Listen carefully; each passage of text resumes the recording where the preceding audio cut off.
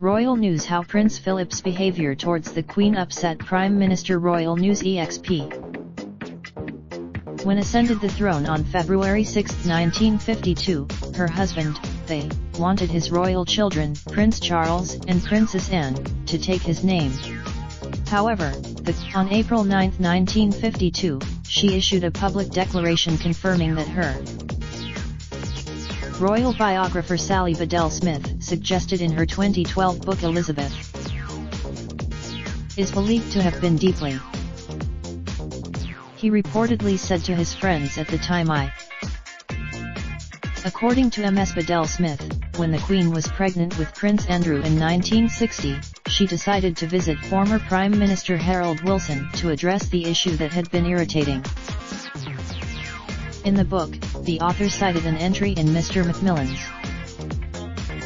Mr. Macmillan wrote,